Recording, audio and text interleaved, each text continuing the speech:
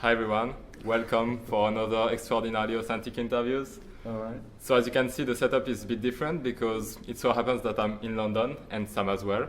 So we just decided to meet up. So yeah, I'm super happy to have Sam with me today. He's a super cool singer. He does a lot of cool videos on YouTube. We'll put a link on his channel. Go check out what he's doing and then come back to this interview. Or go to this interview first, whatever you want. So thanks a lot for being here, Sam. Nice, yeah. Okay, so let's get started right away. So can you tell us why you like music? Like, how did it start your love with music? I would probably give it all to my parents, really. They introduced me to classical music and soul music at the same time. So Okay. that was summed up as Rachmaninoff and Stevie Wonder. Just Both sides. One of your dad, your mother. my dad was the Rachmaninoff, my mum was the Stevie Wonder. But they both liked each other's interests. But that's how I kind of compartmentalize it, definitely. Yeah. Okay, super cool. So did you go to music school or?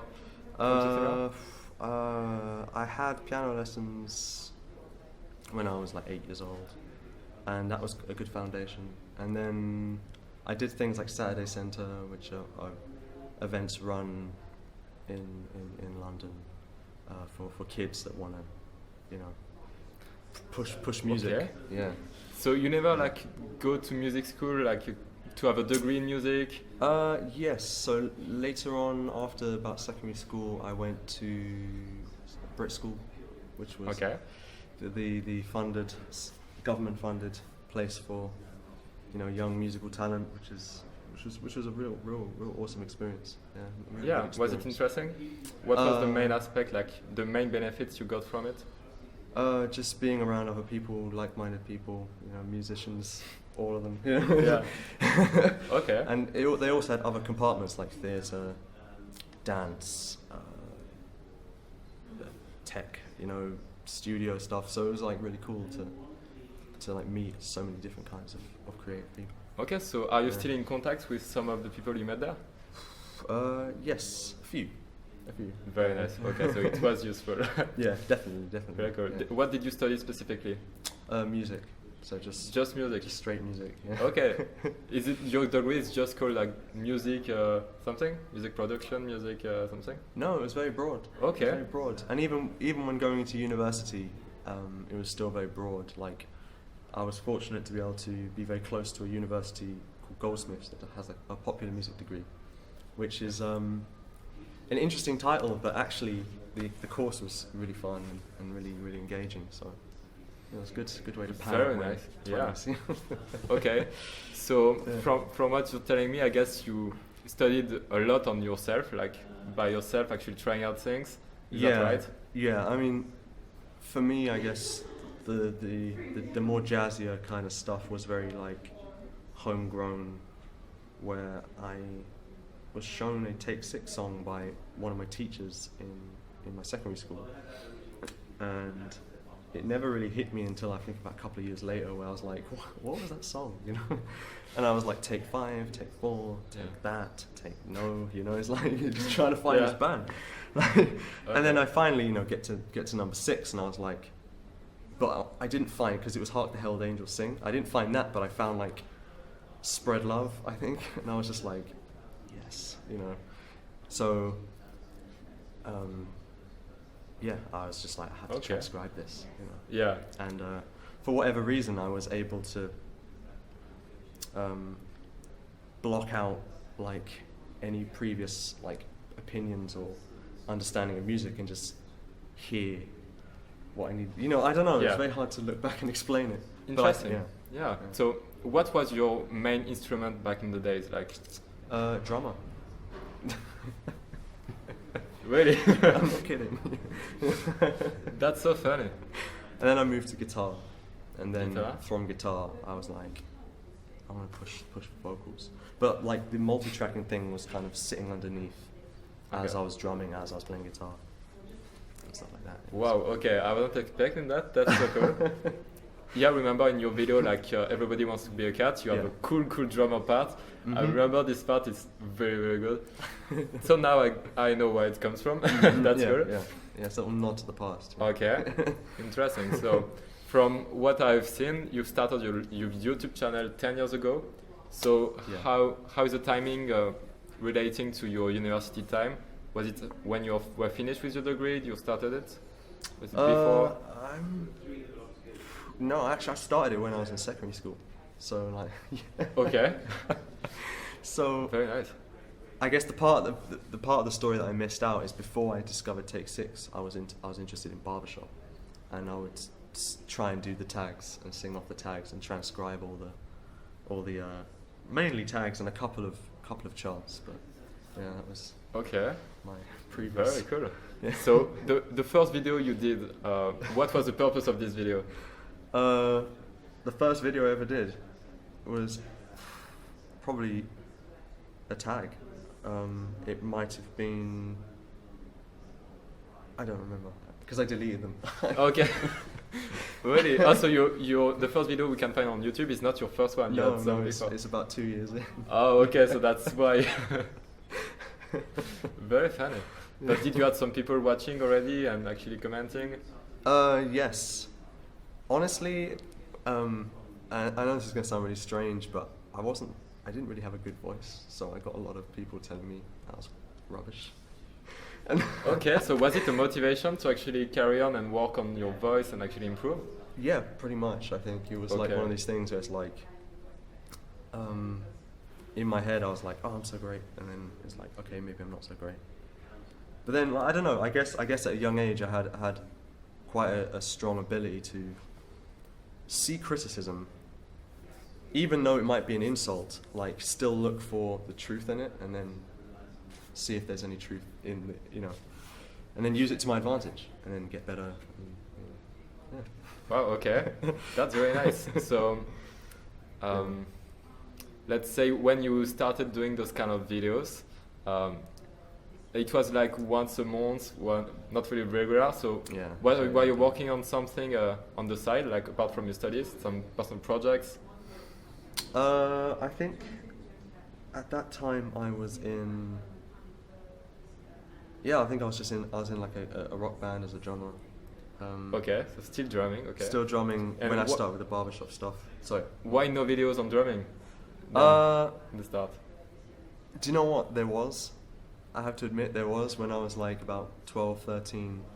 There was some video camera footage that had been bounced onto digital that I'd uploaded to my account of me drumming with a band called Speechless. That I used to be in a band called 6 Days in Total. That I used to be in. Like, it's crazy. And I unfortunately I removed them because I kind of bought the narrative that in order to have a good YouTube account it must be, it must make sense, and Okay. kind of looked past the nostalgia that I now crave as a result of deleting them. Super So- interesting. Yeah. So let's say the first video I looked to, and it was 10 years ago. It fits into the narrative of you like singing. Yeah. And I think the first one where you start having like different faces on the video, Mhm. starting to do editing, is like 7 years ago. So how Yeah, did you yeah. get the idea like to start doing those kind of video? I was seeing other multi-trackers doing it. Finley, there was another one, BB Shop Nerd or something like that. Like, those were like the guys that were kind of pioneering the split screen multi-tracking tag barbershop thing. And I just wanted to copy them, really. I just Well, that's nice. If you like it, that's a Right. Yeah. And then I suppose it then took on its own form as I started to have more independence in what I wanted to so put cool. out there. Yeah. So at this time you kind of finished your university, I guess, around like 7 years ago. And what are you looking for a job? What kind of opportunities were you getting? I think I finished uni in 2000 and actually, yeah, you're probably about right. Yeah, actually, it just time seems to fly. Yeah, it I was is. like 7 years really, but no, maybe about 5 because I would have been 21 when I finished, 21, 22, so about 4 or 5 years ago. What was the question? What kind of opportunities did you get? Like, were you looking for a job? Were you playing in the band?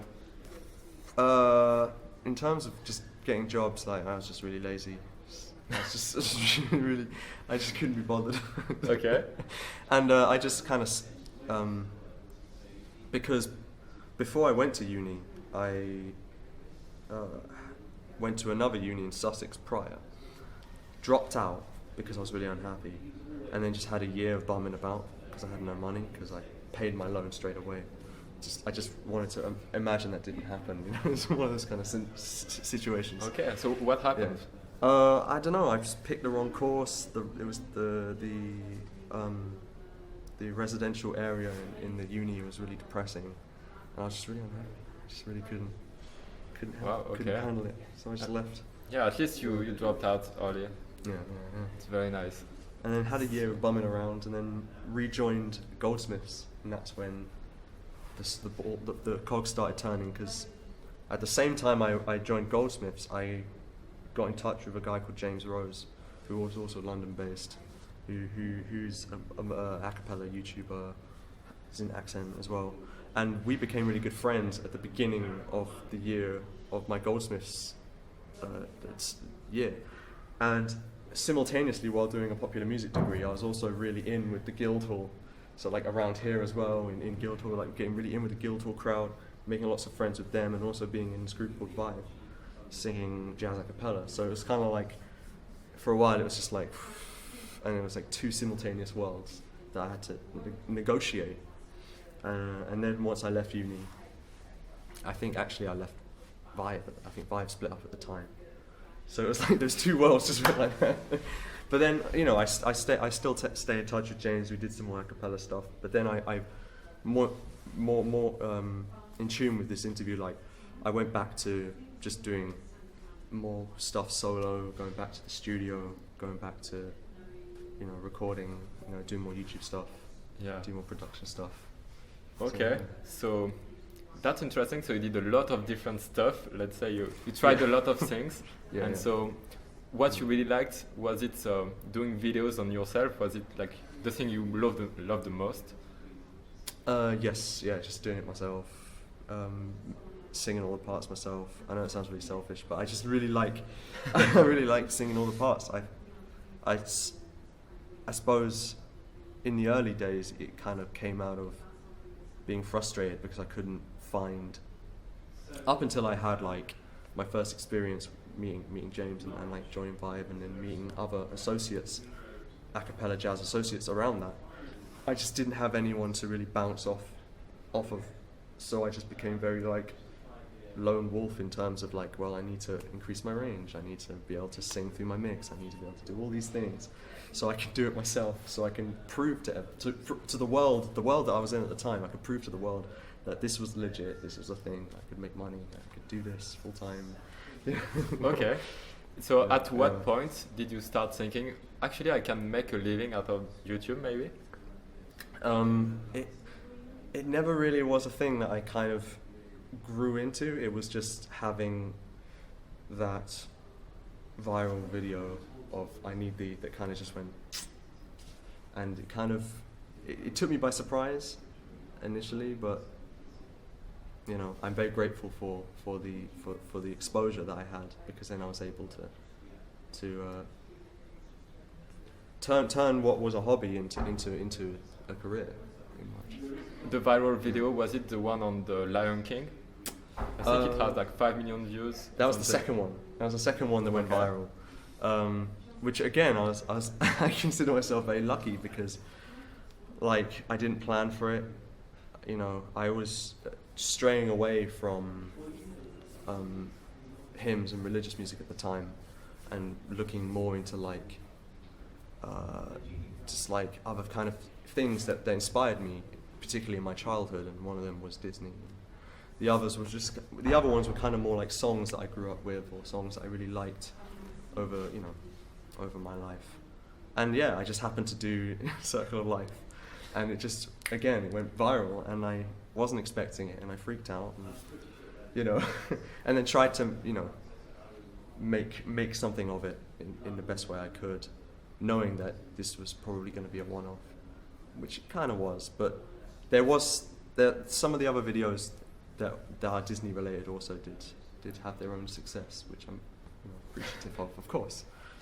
But it's not the same. Yeah. What was the first viral video then? The first viral video was "I Need Thee," every hour, the hymn. Okay. Yeah, that was the first one. Why do you think it went viral? I have no idea. I have no idea. Because in my head, like, I was super passionate about 8-part choral music, so like Voices of Lee, Liberty Voices. There's also one that's come out now, the name's just escaped me, but it's similar to Liberty Voices. It will come back to me later. But yeah, that kind of 8-part harmony, often either patriotic or religious music, particularly in the American culture. And it was always, I just loved how glossy and how like rich and how like expanded it was, like sopranos bass. It's just, I don't know, it's a lot going on. And I was like, I want to be able to do that. I want to give that a shot. So I found some hymns that I really liked, and I just arranged them. And just as like a passion project. I don't know how my religious fans will feel about this, but that's the truth. Like, it was like a passion project initially, and it blossomed into a bigger project after the virality, because then I had an opportunity to get signed to a subsidiary of Sony, who wanted to release an EP of 4 of the hymns I'd done already. So "Be Thou My Vision," "I Need Thee," "How Great Thou Art," and "It's As Well With My Soul." It didn't work out, and we separated with good terms. And so that I guess as part of that process, there was a lot of hymns that I'd arranged that didn't make the cut. But because they didn't make the cut, I was like, okay, I'll just put them on YouTube. And some of those were total praise. Some other popular ones like "O Valiant Hearts," and there's a couple of others. Worship medley as well. Like, all of these had their own little viral success, but were initially like seen as not the fit for the EP. So that's why I did a bunch of hymns afterwards. I did like a bunch of hymns after the fact, and then over time, I think when the label thing departed, and when I wanted to come back and reinvent myself, I went more the sacred route. Secular route, and did more kind of songs that I was passionate about. Songs that people may have requested, or songs that my parents liked, songs that my brother liked, or something like that, stuff like that. Wow, okay. So where does it come from, like your passion for hymns? Where did it come from? I guess through the love of barbershop.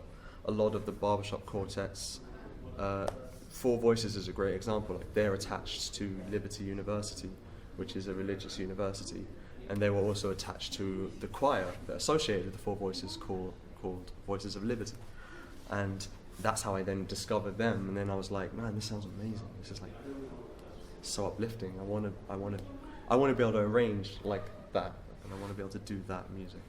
And that was kind of where the hymns came into the picture, because I was like, well, I need to find my own hymns. I need to find music that I like, or hymns that resonate with me, in a way that I can turn them into my equivalent of "All Rise," which is one of my favourite arrangements sung by the Voices of Lee.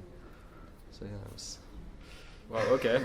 What I absolutely love about your channel is that it's great music, and also the community of people that like your music is so positive. When you look at the comments, it's incredible. It's amazing. Yeah. How did you do it? Like, what do you think is this? Because on YouTube, when you look at other videos, man. This area is quite an opinionated area for me, because I feel like with YouTube there's a tendency for people to want to jump on the bandwagon, or focus in on a particularly young, naive fan base, and as a result, like, yes, they're young and they're dedicated, but on the flip side, you're also going to get the equal equivalent of the ones that hate you too. So you're going to get the hate as well as the positive. And for me, I was stubborn and adamant, to play the long game, and not just settle for the current trends. And as a result, accumulated people that didn't like the current trends, and that's how I was able to avoid, I think, a lot of trolling, and I still get some of it. Like even to this day, like there'll be comments that come through that like the ones that annoy me the most are the ones that comment on my face or my appearance. You know, cause it's like, well, there's nothing I can do about that. You know, it's like you know, so it's like, so other than that, it's really positive. You know. So cool. Yeah. And about your appearance, what I find so funny in your videos is that you change shirts all the time, you change your hair, and I think it creates like some dynamism, let's say. Yeah, it's really interesting. So, like once again, how did you get the inspiration for the shirts, for the changing your hair, doing all those movements in the videos? I think some of it was from because when I met James, he was doing videos before I was, and he helped me he kind of was the inspiration behind me starting to do videos, because he was getting like more views than me at the time, and I was like, oh man, I want to be able to get these views. And he was like, do videos, and I was like, okay, I'll do videos. So thank you for that, man. And then there's also people like Jacob Collier who counter-influenced me in a way, and he's a stickler for like the multiple shirts, different hairstyles. And I was like, you know what, I like that. I'm gonna try that too. Have you heard his last album, like his last song? Or Jesse or whatever. Yeah. I haven't heard it yet, no. You must listen to it, it's amazing. Okay. It's so good. Shout out to Jacob. I love it. Okay, so when did you started like your Patreon? 2014, 15, about 3 or 4 years ago. Okay. Is it enough to make a living or not? This is going to sound weird, but I didn't want to make one. It was people persuading me to make one because they were like, how can I contribute to your music? So I opened it up purely for those who want to contribute. Patreon alone is not enough to make a living, but Patreon plus a little bit of monetization, plus the work that I get off the back of my YouTube. So I've had some really cool arranging jobs that I can't say now, but I will be able to at some point off the back of my YouTube and because of how multi-genre it is. So let's talk about that, about what you do outside of YouTube. So from what I understand, you compose and you arrange songs. So what have you done for now? I mean, I can't off the top of my head. I can't recall like any particular jobs, but people will message me via my Gmail. They'll be like, "Hey, can you arrange this for my choir?" And I'll be like, "Sure." And then I put my fee down. They give me the money, and I just do it, and then send it back. And that, I don't know. That, for me, I get a kick out of that, because it's like okay, there's my YouTube, and then there's like these branches of like my influence going away from YouTube into other people's schools, their lives, their passions, their hobbies. They all then have a piece of me there, and that's cool. So how often is it? Like once a month, once a week?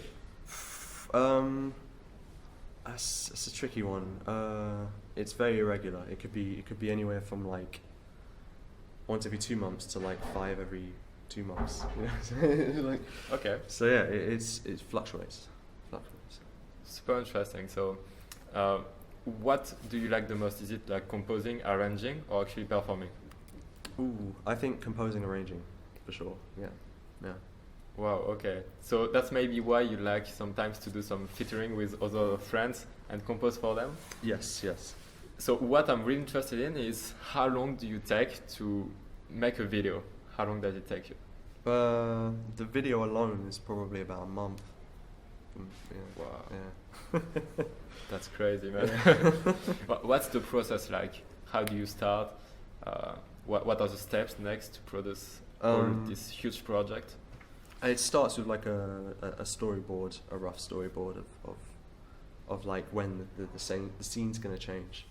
And then the choreo I'll do in the moment as I start layering up the videos, and I most likely get bored of just doing the same thing. I'll be like, well, actually, what if I had it so like I moved here and then it kind of moved over to the other side, you know.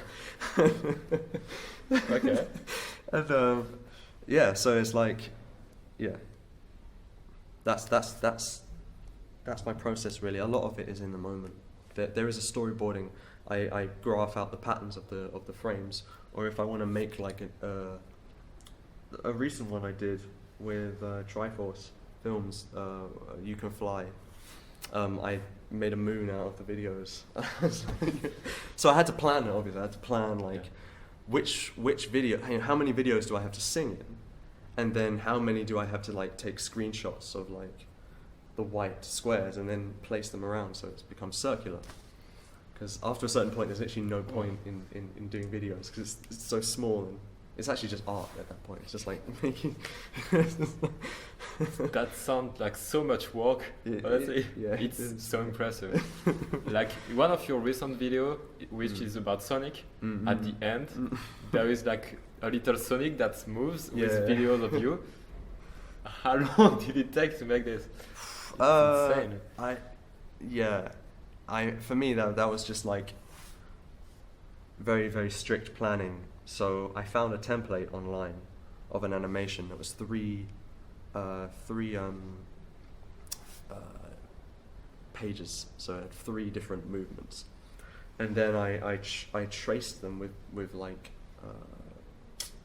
I think I took screenshots of each frame and uploaded it into Final Cut, and then put it onto the session, made the opacity about 50%, and then I just dragged the videos in place, or dragged the pictures in place. Because some of the first bit that you see before it zooms out is all videos, and then everything afterwards is pictures. Okay, so you must be really patient then. Yeah, very patient. Okay, so cool. How did you get started with video editing? What was your first, let's say, step to get into it? Just trial and error. Just because I was like, I don't know. I guess whenever I would make music, whether it was arranging or original music, that I'd always have like an imagery, or an image, or a bodily movement, or a facial expression that would fuel the song or the arrangement or the feel of it. And I guess the video is just trying to magnify that small little image in my head into something that someone can watch and enjoy. Okay, that's very pretty.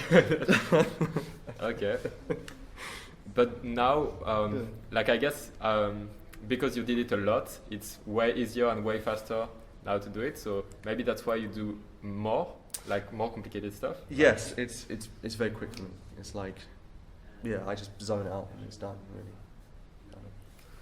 Okay, so you are going to go into even more crazy stuff now in the coming months? I want to, but I think I do think there will come a time where I'll need help, because there's some ideas for a couple of new arrangements that I'm hesitant to do them because I know that my video skills are not strong enough yet. Really? Yeah. So there's a couple of things. And it's more simple things like there's this thing where I want to. It sounds really random, but there's this effect where I want to levitate, but I don't know how I'm gonna.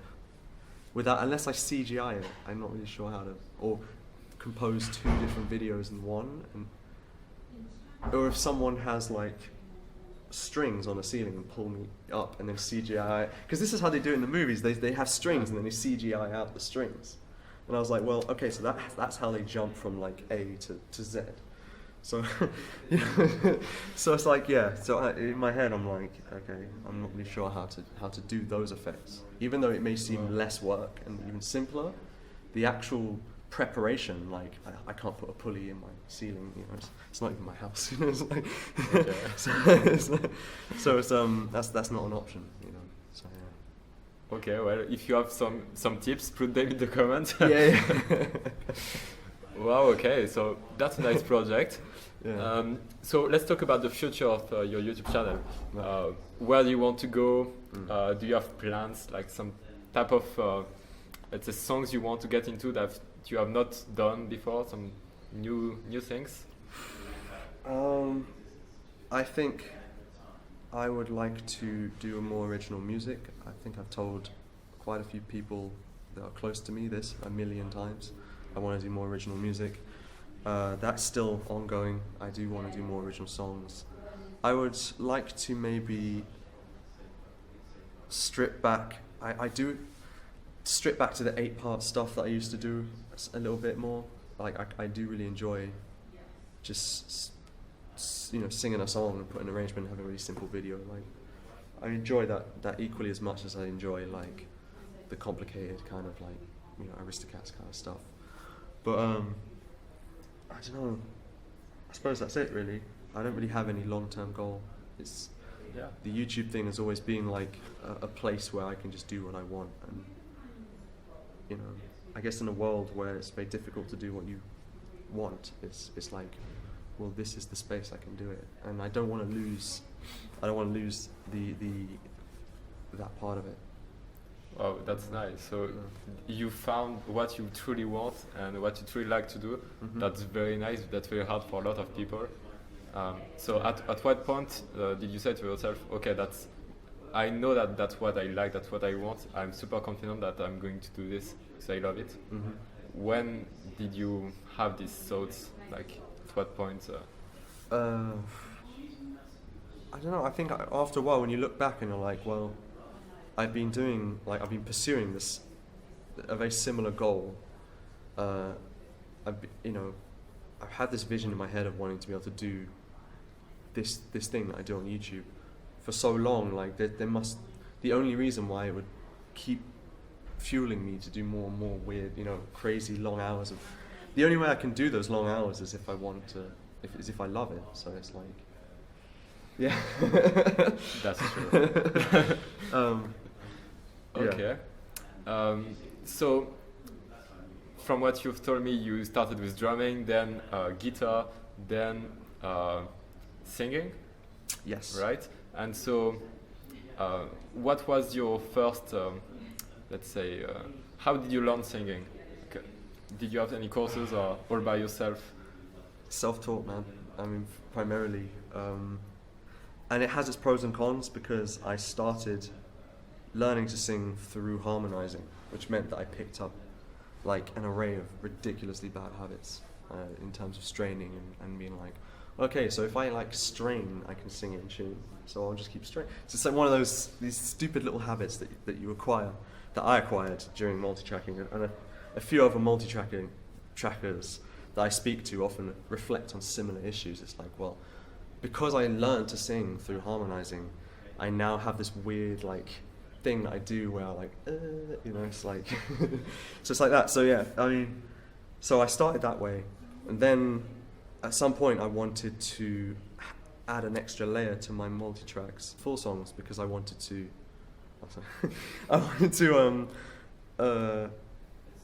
have like a solid lead voice, and I was hitting a wall because I was like, well, I can't sing lead but also then try and harmonize at the same time, if you see what I mean. It's like, I can't sing lead doing this, like straining away. So I had to create a separation in my head where it's like, there's my harmony voice and then there's my lead voice, and they're two separate entities. And I think it's worked out. Because I was able to give myself permission to practice my lead voice independently of my harmony voice.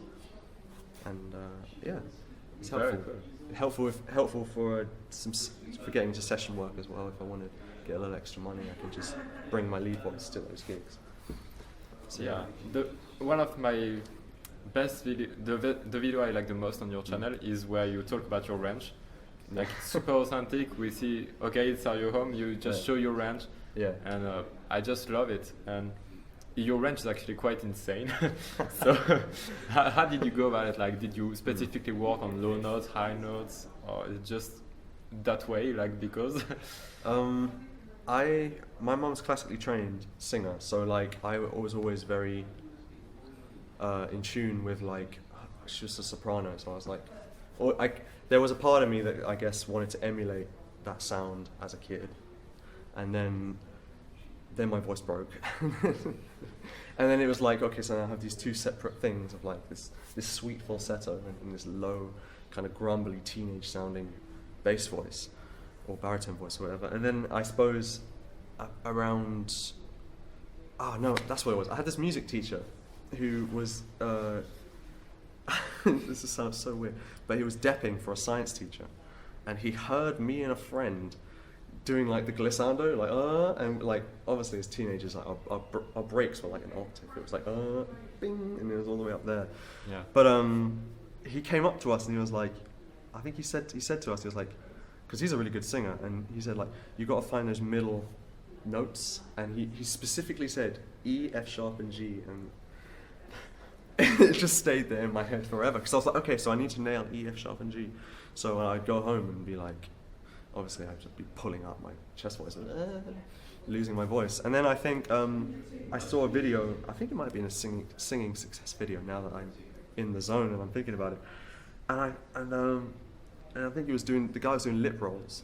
And I think I did some lip rolls, and then I discovered the middle part of my voice. And, okay. And then from there I just kind of shaped it. It was just a shaping process of navigating resonance chambers and breath support and stuff like that. So how would you describe like your type of voice? Are you more baritone? Baritone. Yeah, definitely. Very nice. What kind of singer do you identify? Like, what kind of singers are your inspiration regarding what you do? Annoyingly, they're all tenors. So it's like, I would, which would often put me in a weird place, because I'd be like, I want to be able to sound like this guy or that guy, and then I would try it and I'd be like, you know.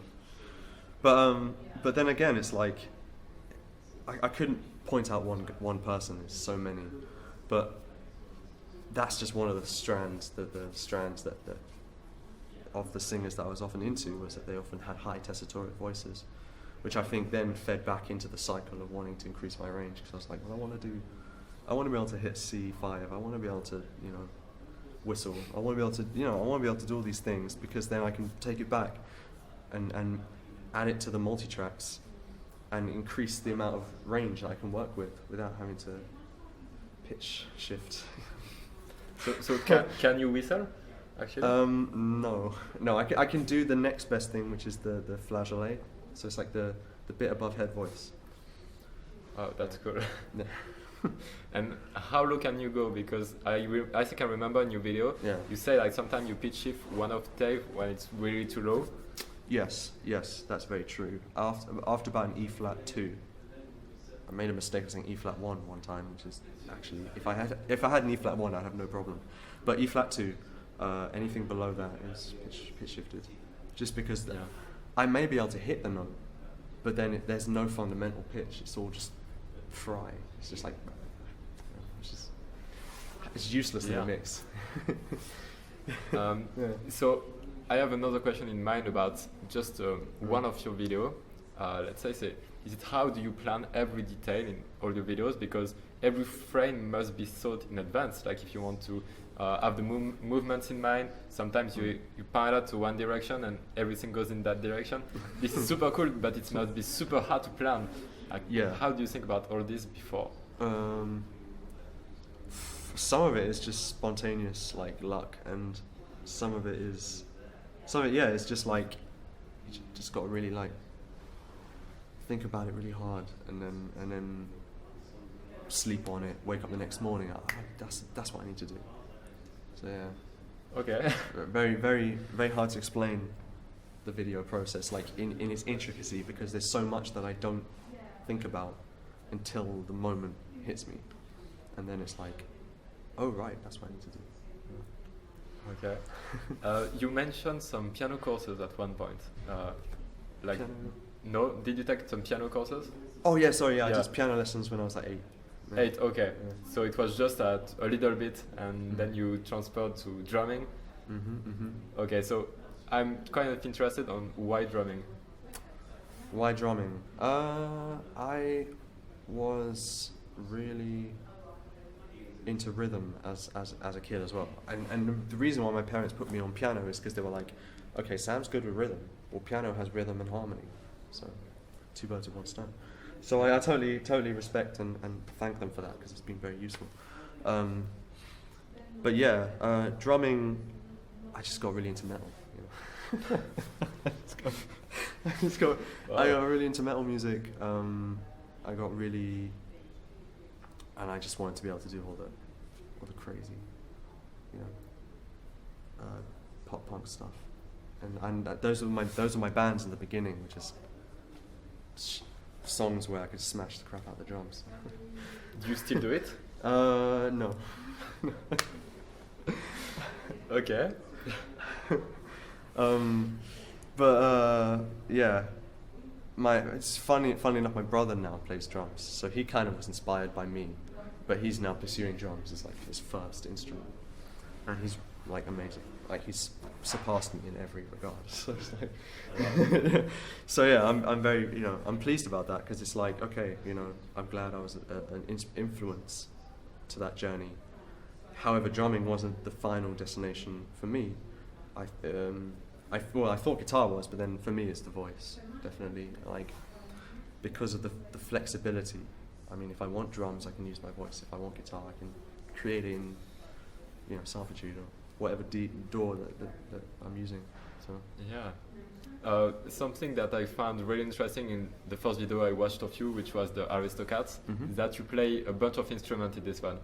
And The Lion King as well, you have some really exotic sounding instruments. Yeah.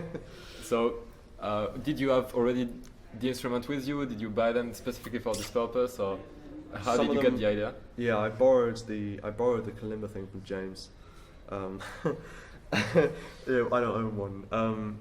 So yeah, I had the toms were my toms from the drum kit that I used to play on. And yeah, the drum kit as well. Actually, at that point I think it wasn't my drum kit anymore. But yeah, like guitars, bass, they're all things those things that I will learn. Yeah. So at this moment, are you working on your technique on like singing or guitar or some other instruments? Yeah. I've started to prioritize vocal exercises every day, because I really want to master my breath support, because that's the one thing that I have neglected to look at, because I didn't want to have to go back to the beginning, you know. I didn't want to have to go back to the drawing board and have to kind of sit there and be exposed to the fact that there's holes in my voice and range and, you know, breath support. So it was painful, and then, but now I'm so glad I just did that, because being able to have a focused practice then actually gives me the confidence to try more stuff and push myself harder, because then it's like, well, I can always come back to this foundation of practice and getting my breath under control and my mind under control and my voice under control, so then I can go back out and do crazy shit again. Yeah. Yeah. So are you considering taking a vocal coach for a few courses, or is it something you really like the process of doing it yourself, experimenting? What do you think about this? At the moment, I'm very happy to do it myself. I think there's a lot of good stuff on YouTube that is a good guiding, you know, force for anyone that's interested in pursuing vocal technique and exercise. I do believe that maybe at some point there'll come a point where there'll be like a roadblock, and then I might pay for some lessons, you know. Yeah. Get past the roadblock and then continue on. That's nice. Yeah. So how do you know that there is a roadblock? Like, what's your I'm not sure yet. I'm not sure. Okay. But I think I know what's coming. I've always had trouble with my mix, and because my chest voice is so heavy naturally, and my head voice is so light, which is very common among baritones. But it's like, I feel like there is a point where I'm going to need I need someone to listen from the outside to guide me on what I'm doing right and wrong, just in that little spot. So when you record a part for one of your videos, do you usually do one take, or Do you do a multiple takes? I do very small sections of a line. So it's like the common rule is every breath is a different take. Okay. Yeah. But then the video is like bigger. So is it completely separated? The part where you film yourself and the part where you record the sound? Oh yeah, two separate stages. So like, I get the whole recording done, and then afterwards, if there's any particular moments in the arrangement that stand out, then I'll make the videos focus on those and prioritize those. Okay. Yeah. Very, very good. So because you are self-taught, I really want to ask you, when you think about the harmony, do you think about all the chords like in music theory stuff, like C7, C sharp 9, whatever? Or do you just go with your instinct and just how it feels? Yeah, it's more like probably about I'm not sure.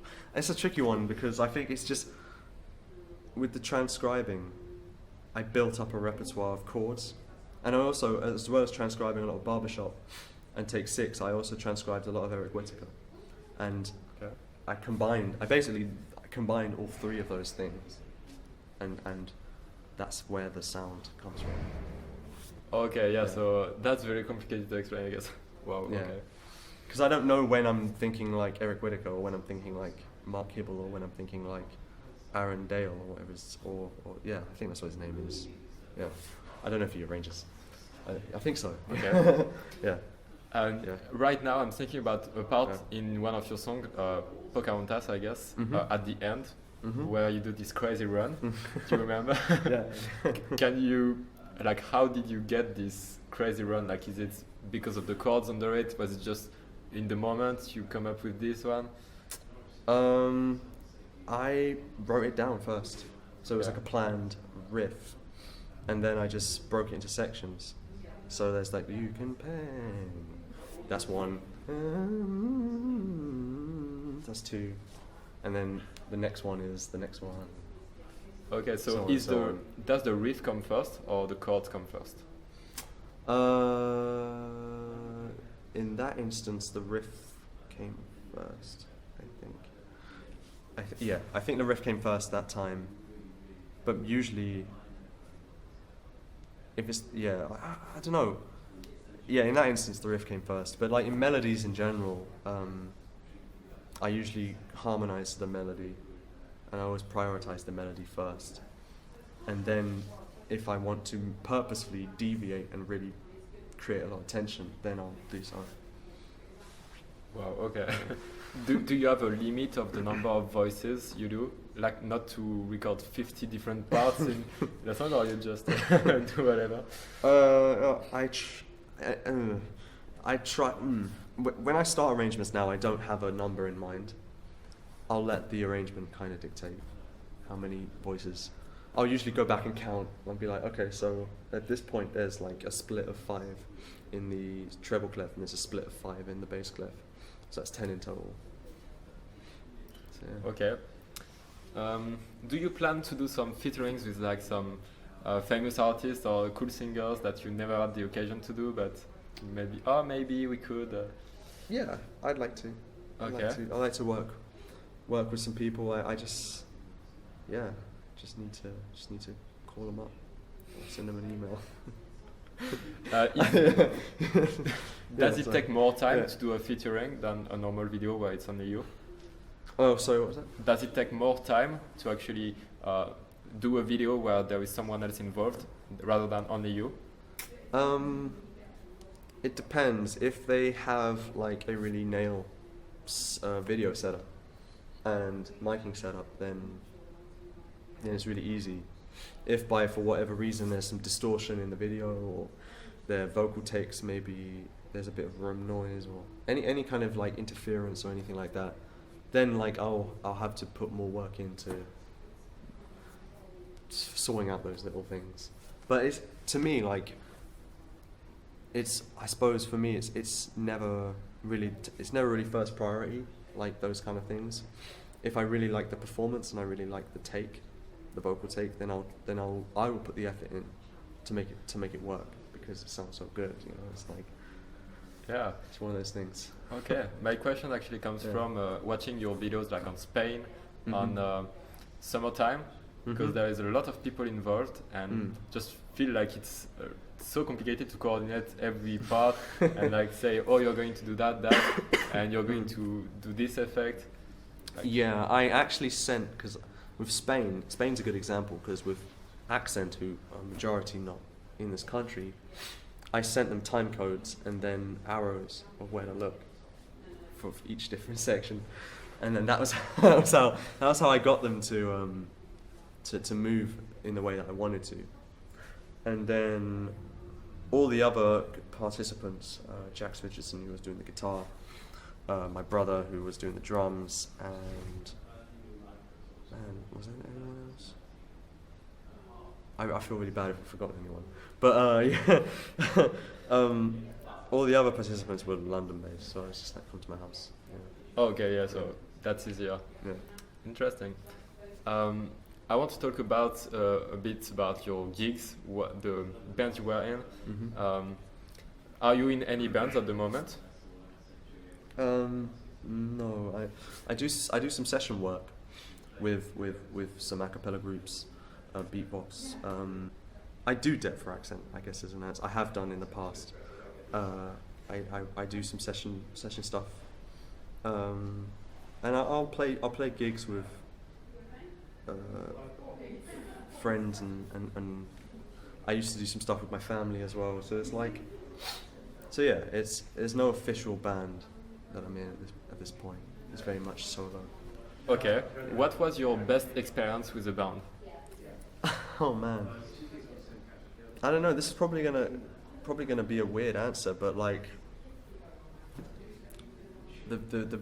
actually it's probably not a weird answer. It's very traditional. It's my first ever band that I was in. Was probably some of the best times I've ever had in a band, because it was the first band. It was like all these, and because it was like this kind of like metal punk, like ridiculous, like everyone's screaming, everyone's playing as loud as possible thing.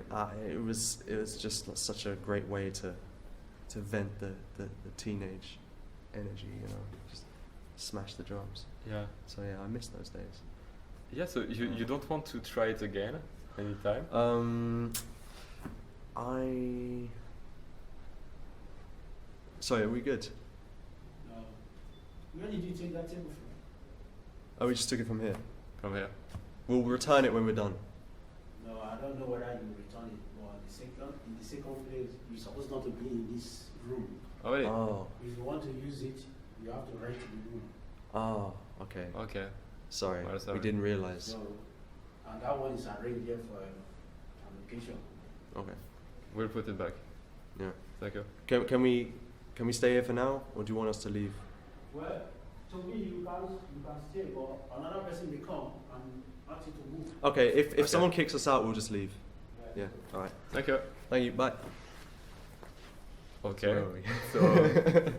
Oh yeah, we are talking about bands and metal. Keep that in.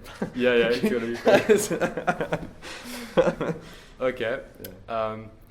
So you did a lot of jazzy like chords and all that in your songs. Mm-hmm. How did you learn all those things? Listening to Stevie Wonder and stuff? The jazzy chords, I put it all down to transcribing Take 6, like just transcribing a lot of Take 6. Stevie Wonder was definitely like the kind of soul jazzy thing that he did with the keyboards was probably like subconsciously sitting there in the background doing its thing. But yeah, like consciously I remember like hearing Take 6 and being like, this is the these chords are amazing, this harmony is amazing, the rhythm is amazing. This is what I want to be able to incorporate into my music for sure. Yeah. There is something we haven't talked about, my bad, is your albums. Oh, it's alright. You have done 2, right? I've done 2. In 2015, I think. Okay, alright, yeah. The 2 in the same year? I think they were very close. I think, yeah, the hymns one was first, and then I did a Christmas one for the year after. The hymns one is definitely the one that I personally like, because it was an amalgamation of music that I had built from a very personal, very inspirational place, and then like it was like, okay, well then the album is the perfect next step, because all the work is done, it's already done. Yeah. And it came out of a place of like love and passion. The Christmas one was more of like a project where we where it was like the label's idea, and it was like, okay, well maybe we should do something for the season, like a cappella Christmas, but I don't know, I don't think it was as successful, and I'm not afraid to admit it. But yeah, like it was, but it's still got some bangers on there for sure. Still. Yeah. On YouTube, you have some original songs. Mm-hmm. Have you thought about making on albums with those songs and adding a few? Yes, definitely. Which is what ties in to why I want to do more original music on YouTube as well, because yeah, to be able to have to release another original album would be sweet. You know, it'd be sweet. Yeah, it would be nice. Yeah. Do you have like a big project that you would like to do, like in 5-10 years? Super big project, or is it just day by day and seeing what's coming? I think, yeah, the big project that I have in my mind right now that I would love to put into reality would be to do the Lion King 2 song. I would love to do that. That's a nice one. Yeah, it's a good song, but I want it to be really good. Otherwise, I'm not doing it. You know, it's Okay. like one of those things. It's like In your video where you talk about your Patreon, you mentioned a bit about some requests you got from Patreon. yes, And yeah, that and some of them Prince are- of Egypt as well. Again, these songs are just so big and they're so long, and it's gonna take. Actually, you know, a little bit of insight. I have actually started arranging a bit of Prince of Egypt, Deliver Us, and I don't know. I just got overwhelmed by the song. It's so big, you know. There's so much going on, and it's just like an emotional roller coaster. So yeah. Yeah. How do you go about arranging a new song? Usually there'll be like one specific thing in my head, or an idea, like a loop, maybe a harmonic progression, and that will fuel like all the rest of it, because it'll be like, well, I want everything to lead up to this moment. And actually, when you mentioned Pocahontas, the reason why I arranged Pocahontas was to lead up to the end. Because the ending is the idea that I had first, that made me want to arrange the whole song. Yeah. That's nice. Because I remember singing it to myself and being like, and then I did the riff. I did like a riff afterwards, and I was like, man, this is freaking cool. Like, I can have this song build up to this ending where it could go into this like riffy thing where it just goes through all these different tonalities, harmonic modulations, and close on this really nice Lydian chord, you know. Wow. Okay. Yeah. That's very nice. So, do you think about learning a new instrument? I've always wanted to be able to play like violin, viola, cello, or something like that. But I just it's a long one. It looks incredibly hard. So, like, It looks like it, yeah. it's not. Yeah, it looks like a challenge, which would be fun. But yeah, I don't know how they shift. How? Okay. Yeah. So, It drives me crazy. what's one of your day look like in average? What do you do in a day?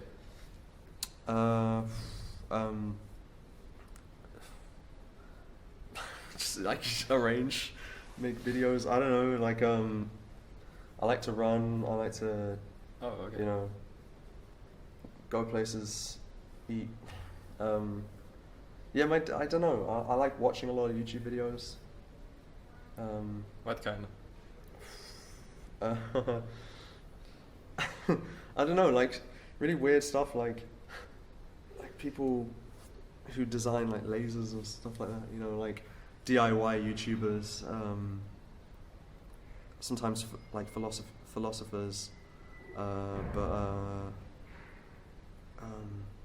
yeah, just stuff like that. Like a lot of gospel videos, like any videos of like singers that I like singing in church and stuff. I'll watch a lot of that. That's awesome. Wow, okay. Yeah. That's cool. So, do you watch people that do actually kind of the same thing you do? Or? A little bit. I used to more when I was like aspiring to be there, or to have the thing that I wanted. But now that I feel like I have like a place, like I've developed my own place within the community or within the a cappella world, I watch less people, but I'll still like if people, you know, recommend me stuff or if I find a new YouTuber, I'll binge watch their stuff. You know, it's one of those things. So Okay. I still watch a lot of barbershop. Like I'll check out the Barbershop Harmony Society channel. They always drop in new videos, so I'll check them out. Okay. Do you watch some Pentatonics videos sometimes? Yeah, I'll watch when they drop a video. I'll watch Pentatonics. Oh man, You should do a collab with them. I should. To be dope. I would love it. Actually, to be fair, Cool. I might. Yeah, that's a good idea. Very nice. Yeah. Okay, so what advice would you give to someone that would like to start doing this kind of video? What advice would I give someone? Play the long game. Don't play the short game. Because if you want to get it to a point where there is like a portion of people that love what you do and come back, yeah, play the long game. Do stuff that you like to do. Yeah, pick songs that you're passionate about. Transcribe a lot of all the artists that you love. Transcribe all of their repertoire if possible. You know. Okay. Because that's what I would say. Like, and you know, don't take public education too seriously. Would be another one, because, like, honestly, failed grade 6 theory. I did not do well. I didn't do that well in my harmony modules, and my theory modules, and I want that to be like a. And I'm saying that not to be like screw education, but just to kind of show that education is one avenue. It's not all avenues, and yeah. I'm getting nervous now because like I'm expecting this like corporate business person to be like, Yeah. what are you doing? I think we're fine. Okay, so I think we have done everything basically. Do you have Yes. anything you want to add? I'm not sure. Not on the top of my head right now. I think I'm all out. Yeah, I think we talked about everything. So Yeah. that's pretty cool. So That's well, okay. I think we are done. Thanks a lot for watching. If you made it all the way through the video, Yeah. well done. But I will put the timestamps in the description so that Yeah. you can go to a topic that interests you, of course. And yeah, let me know what you think about this kind of setup. Obviously, it won't be every video in real life because not possible. I can travel like all the way around the world, but yeah, just let me know. And thanks a lot for watching. Leave a comment or something, and go check out Sam's channel because it's awesome. Thank you. And yeah, okay. So then, see ya. Have a great day. Bye. Bye.